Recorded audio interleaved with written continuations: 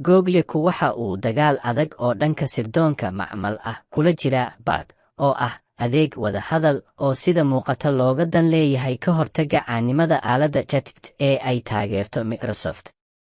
Bard ayaa marka hore si gaar ah u heli doona koox ka kooban tijaabiyeyaal la aamini karo ka hor inta aan si ballaaran loo sii dayn dabayaaqada sanadkan, sida lagu sheegay blog Isniin ah oo uu soo dhigay madaxa Google Sundar Pichai.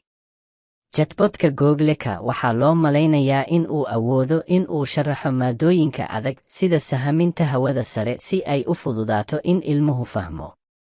Waxaa kale oo ay sheeganaysaa in adeeggu uu sidoo kale qaban doono howlo kale oo aan caadi ahayn, sida bixinta talooyinka qorshaynta xaflad ama fikradaha qadada ee ku salaysan waxa cuntada laga tagay qaboojiyaha.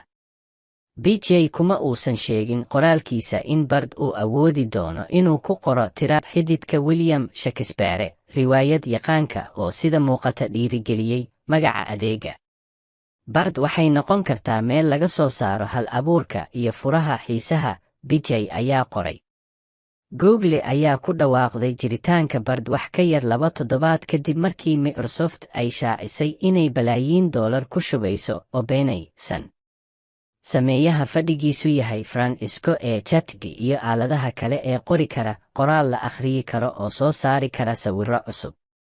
Go'aanka Microsoft ee ah in ay kor u qaado maalgelinta 1 bilyan ee ay hore ugu samaysay OpenAI 2.19 waxay sii xoojisay cadaadiska Google si ay u muujiso inay awood u yeelan doonto inay ku sii socoto qaybta tiknoolajiyada, taas oo falanqeeyayaasha badani ay aaminsan yihiin inay isbedeli doonaan sida kombiyuutarada shakhsi ahaaneed. Internetka iyo taleefannada casriga ah waxa ay ku jireen heerar kala duwan 4 sano ee la soo dhaafay.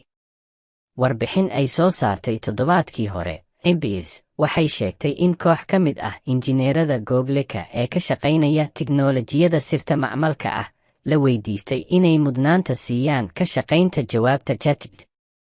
Bard waxa uu ahaa adeeg lagu soo saaray mashruuc loogu magac daray Atlas, taas oo qayb ka ah dadaalka Codex ee Google-ka ee lagaga hortagayo guusha chat, kaas oo soo jiitay 10 milyan oo isticmaalayaal ah tan iyo markii la sii daayay dabayaaqadii sanadkii hore, iyada oo sidoo kale kor loo qaaday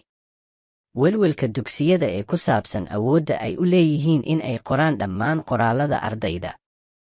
Pichai waxa uu xoogga saarayay muhiimadda sirdoonka macmal 6 sano ee la soo dhaafay, iyada oo mid ka mid ah waxyaabaha la arki karo ee soo baxay 2.2 taas oo qayb ka ah nidaamka loo yaqaan Language Model for Dialogue Applications ama LaMDA, kaas oo loo isticmaali doono in lagu xoojiyo Bard.